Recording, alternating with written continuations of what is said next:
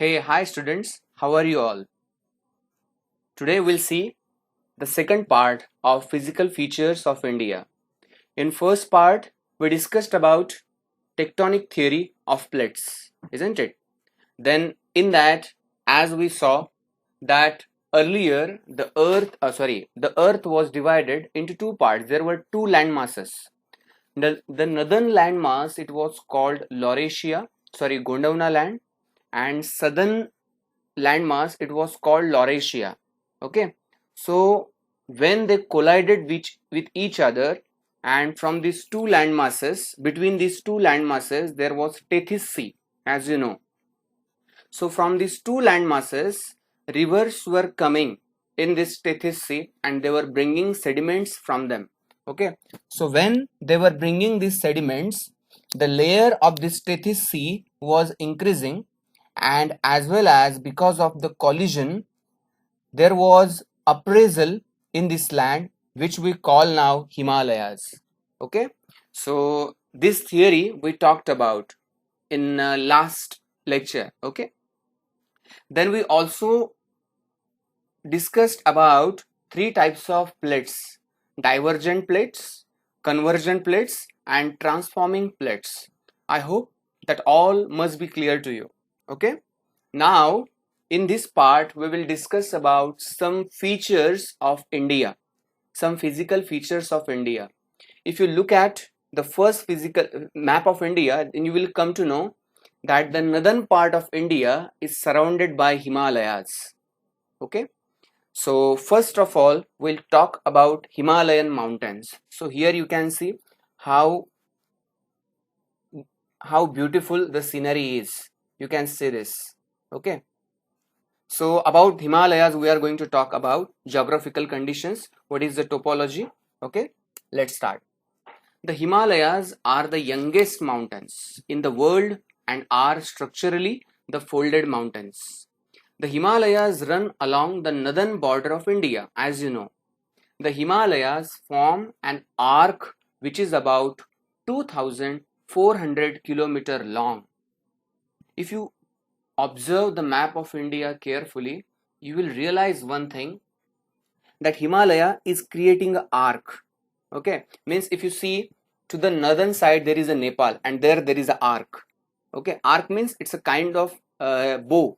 Okay, so Himalaya is a folded mountain, as you know very well, because when two landmasses they came together and collided with each other, they just raised upward, and in this way, in last lecture we saw that every year the India is moving another north side by 5 centimeter.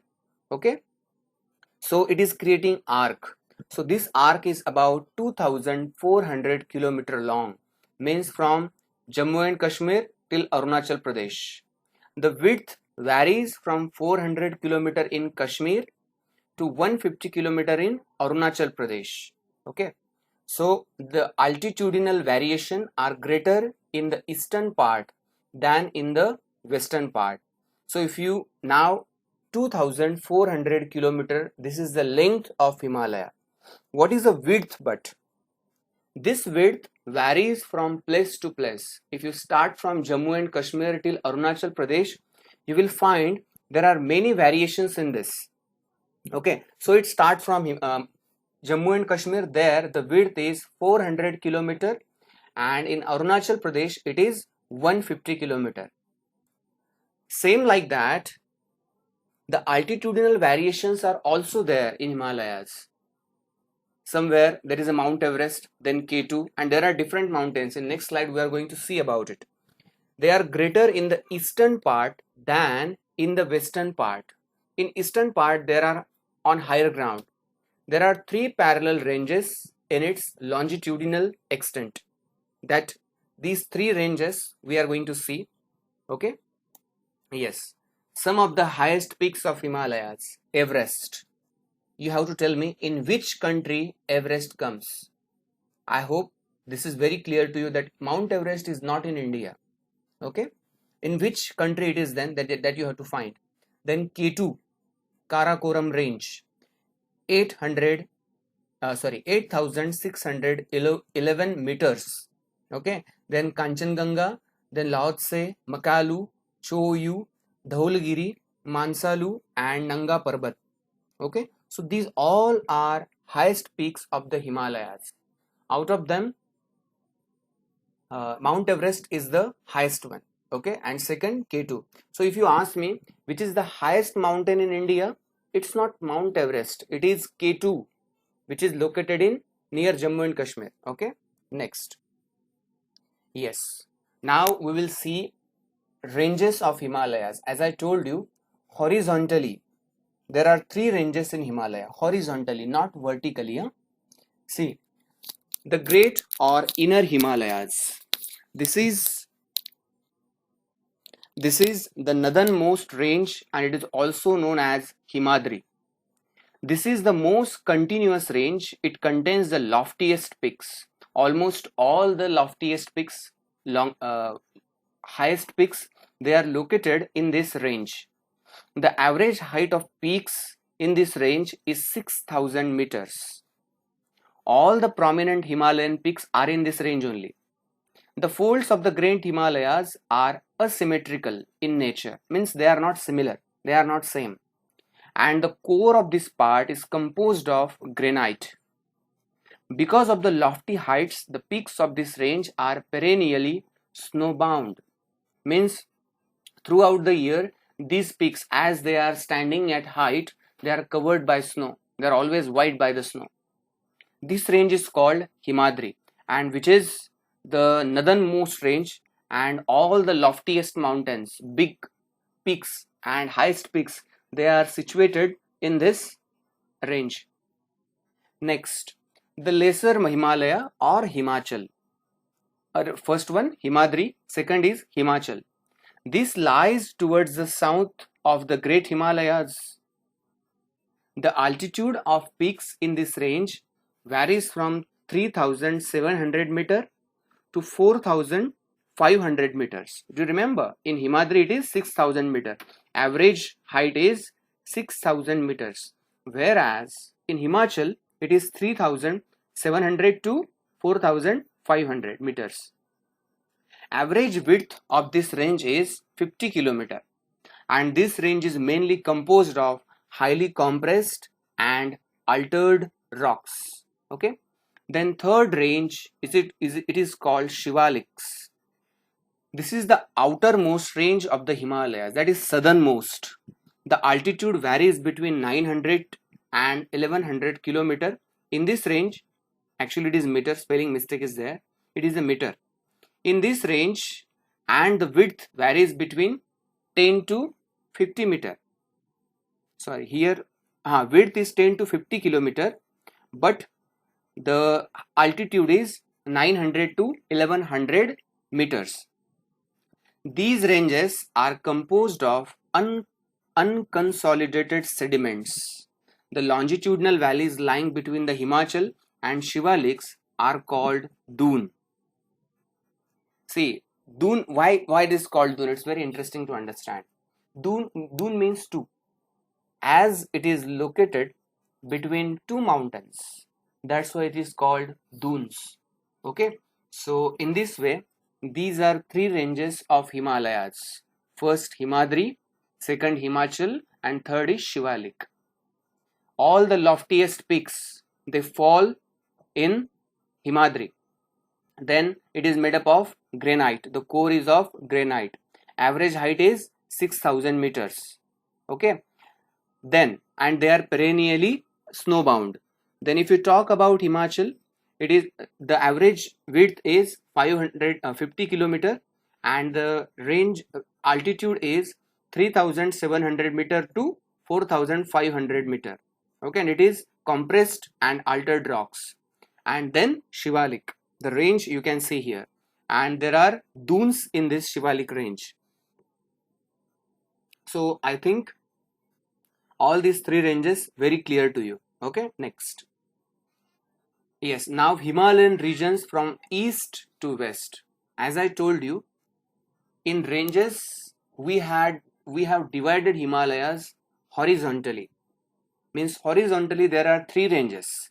Now vertically we will divide Himalayas. Okay, so we will start from east to west. Okay, actually it is west to east. Punjab Himalayas first.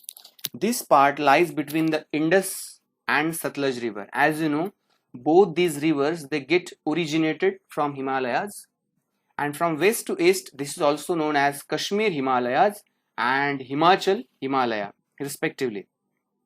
Now Kumaon Himalayas. This part, see, means when we are dividing Himalayas vertically, we have to divide it by rivers. Okay, means rivers are like borders. So the area which is between Indus and Satluj, it is called Punjab Himalaya. Then second section, that is Kumaon Himalayas, it is located between Satluj and Kali rivers. Then third region, that is Nepal Himalayas. This part lies between the Kali and Tista river. Keep these names of the rivers in your mind. And then Assam Himalayas. This part lies between the Tista and Dihang. So by sequence, if you keep this in mind, you will come to know. Okay, see, there are four divisions, four sections: Punjab, Kumaon, Nepal and Assam. So Punjab, Indus, then Satluj. Third river, Kali. Fourth river, Tista. And fifth river is Dihang. Okay, so these five names you have to keep in your mind, and these four sections. So this is the region from west to east. Okay, chalo fine. Now, eastern hills and mountains. Now we are talking about the region which is located near Mizoram, then Arunachal Pradesh, Assam, etc. So eastern hills and mountains. The Brahmaputra marks the eastern border of the Himalayas. That is the border of Himalayas. After that, Himalaya gets over. Beyond the Dihang Gorge, the Himalayas bend sharply towards south and from eastern hills or Purvanchal. Okay. Now, as I told you, Brahmaputra is like border, and from Brahmaputra Gorge, Himalaya takes sharp southward turn. Okay, and then it is coming down in India, which is called Purvanchal. These hills run through the northeastern states of India. They are mostly composed of sandstones. These hills are composed of the Patkai Hills, Naga Hills, Manipuri Hills and Mizo Hills, which are made up of sandstones. Okay, so these small hills are there, which we call Purvanchal. All these hills are located in Purvanchal. Okay, so this is vertically division of Himalayas. Okay, so again you can see the beautiful picture of Himalayas. Okay, so in this way, in the Himalaya section, we talked about three things: how Himalaya was formed. Second, horizontally division of Himalayas, that is Himadri, Himachal and Shivalik, and then vertical division of Himalayas. Okay, now next move towards second physical feature of India, and that is Northern Plains. Okay, Northern Plains, as you know, because of the draining of rivers, this area is so much fertile. Our Green Revolution, which took place in 1950, was first implemented here. It was experimented first in this area, because there two things we have: first, a lot of water, and second, a fertile soil. Because this fertile soil is formed because of the deposition which is brought by the rivers. Rivers bring very fertile soil from the mountains and they deposit that soil in that area. That's why this area is so much fertile. Okay, so how they are formed, what are their characteristics, what are their features, that we will see in this part, Northern Plains. Now below Himalayas, second section is Northern Plains. Yeah, here you can see this belt. This belt is called Northern Plains because see, in this area Ganga, Yamuna and many rivers, they are flowing from here. Let's see. The northern plain of India is formed by three river systems, that is the Indus, the Ganga, and the Brahmaputra. Indus here, this area first, then Ganga, and here Brahmaputra. Okay, along with their tributaries. This plain is composed of alluvial soil, which has been deposited over millions of years. As I told you, sorry, alluvial soil they bring, and that's why it is deposited by the flow of the rivers, and so this is very fertile area. The total area of northern plain is about 7 lakh square kilometer, and it is about 2400 kilometer long and about 240 to 320 kilometer broad. So first is called Punjab plain, where Indus river is there along with its tributaries. There are many tributaries: Ravi, Chenab, Jhelum, etc. Then Ganga, Yamuna, etc. Brahmaputra, Tista, etc. So all these rivers with their tributaries, they, what we can say, they bring water here, and along with that water they are bringing alluvial soil which is so much fertile.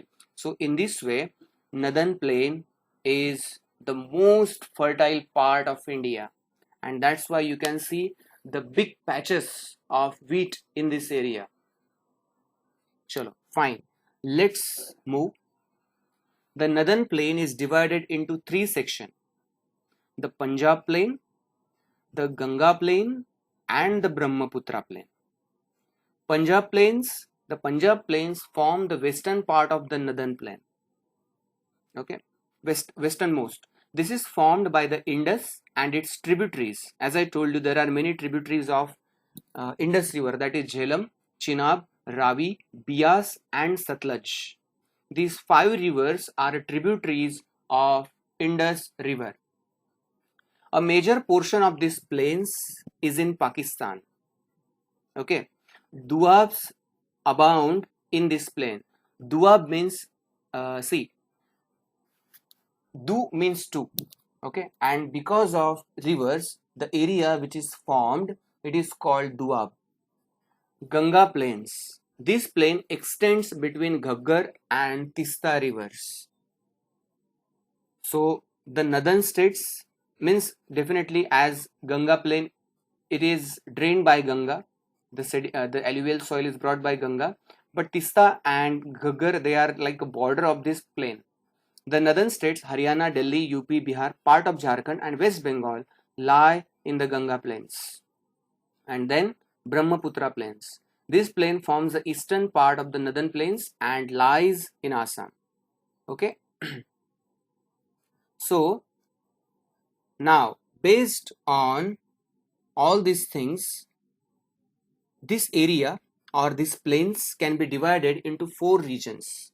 See, these words you have to keep in mind, very important words: Bhabar, Tarai, Bhangar, and Khadar. Okay, Bhabar, Tarai, Bhangar, and Khadar. What are they exactly? Let's see. See, when rivers are flowing from the mountain, so the area which is having maximum slope, their soil will not stay, isn't it? It will flow down. So in this way, what exactly this flow is bringing down, we have divided these areas into four parts: Bhabar, Tarai, Bhangar, and Khadar. So what they exactly and on which basis they are divided, let's see. Bhabar. After descending from the mountains, the rivers deposit pebbles in a narrow belt. Pebbles means small stones, as you know. So as there is so much slope, so they just deposit pebbles there. There is no soil. The width of this belt is about 8 to 16 kilometer, and it lies parallel to the Shivaliks. This region is known as Bhabar. All the streams disappear in this region. Then once they are disappeared, again they appear in Tarai. The Tarai region lies towards south of the Bhabar belt. In this region, the streams reappear and make a wet, swampy and marshy region. See, means Bhabar is full of pebbles, Tarai is full of swampy and marshy region, land. Okay. Then Bhangar. Bhangar is the largest part of the northern plain and is composed of the oldest alluvial soil. As I told you, these northern plains, they had taken thousands of years to form for their formation. So some soil is oldest soil and some is new. So Bhangar area, this in this area, the soil which is brought, it is oldest. Okay, so they lie above the floodplains. They resemble terraces. The soil of this region is locally known as Kankar and is composed of calcareous deposits. Kankar means small stones of soil, which is called kankars, and they are very fertile because they are composed of calcareous deposits, which is so much nutritional for the crops. And then last one, that is khadar. The food plains formed by younger alluvium are called khadar. The most youngest it is. The food plains formed by younger alluvium are called khadar. The soil in this region is renewed every year because floods are coming to this area, and that's why they are bringing new and new soil, and thus they are highly fertile because the soil is changed every year. So in this way, these northern plains, again we have divided into four parts: Bhabar, Tarai, Bhangar and Khadar. Okay, so you can see the beautiful scenery of northern plains. Okay, chalo fine then. Here we'll stop. Two physical features we discussed today. Next physical features we will see in next lecture.